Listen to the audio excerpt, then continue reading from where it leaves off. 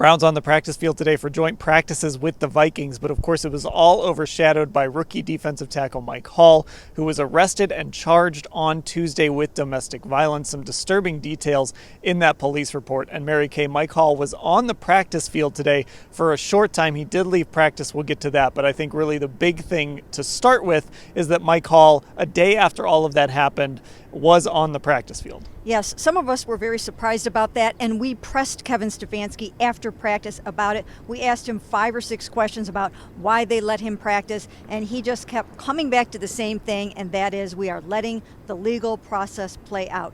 Basically, the Browns are gathering more information. They kind of want to give Mike Hall the benefit of the doubt before they start keeping him from practice and altering his football career, basically, is what's going on. But that's basically why they let him out there.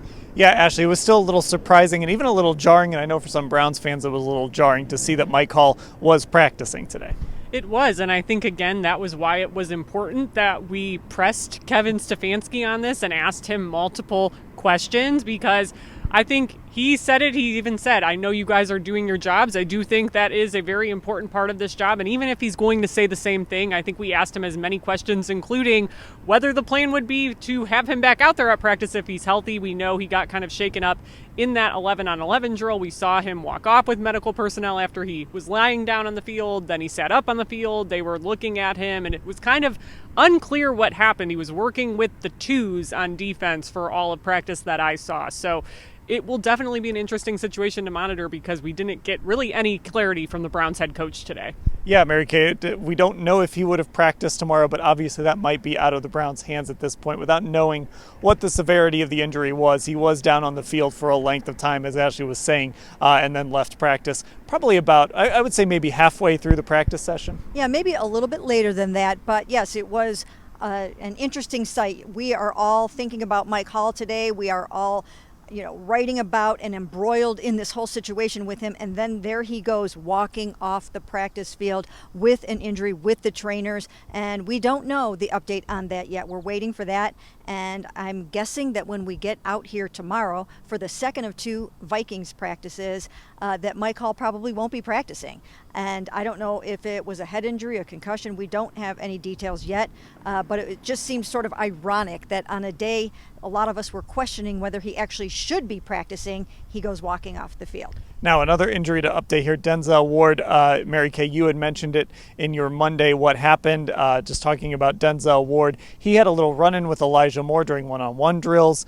We saw Elijah's helmet come off in that, but Denzel Ward got the worst of it. He is in the concussion protocol, so this has been an ongoing issue for Denzel, and now he's dealing with this again. We don't know for certain if it is an actual concussion, but he is in the protocol as we're recording this. Right, and if it is a concussion, if he gets diagnosed with one, and sometimes it doesn't happen like that, but if he does, it will be his 5th known concussion since he got here in 2018. He's never worried about them. He's done his research. He had on the Guardian cap, so did Elijah Moore, but in this case, it didn't seem to do the job that it's intended to do, or at least maybe it minimized it. We don't know for sure yet, but always a concern for Denzel when he has a concussion, because now it's been multiple, and you just hate to see that for any player.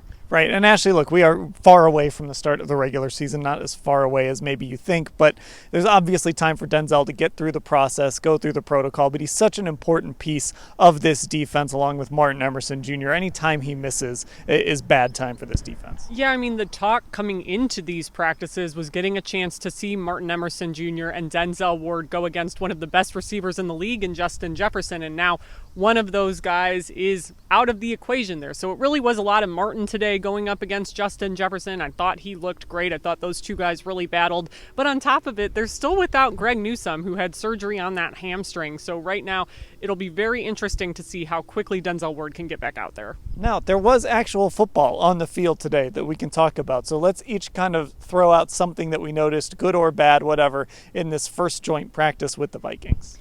Well, they divide offense on one side of the field and then Browns defense on the other side of the field. So I chose to watch the offense today just to see how DeShaun Watson was going to look. I actually thought he fared a little better passing the ball today in 11-on-11s than he has recently. He did, however, continue to suffer protection problems, and that's been an issue.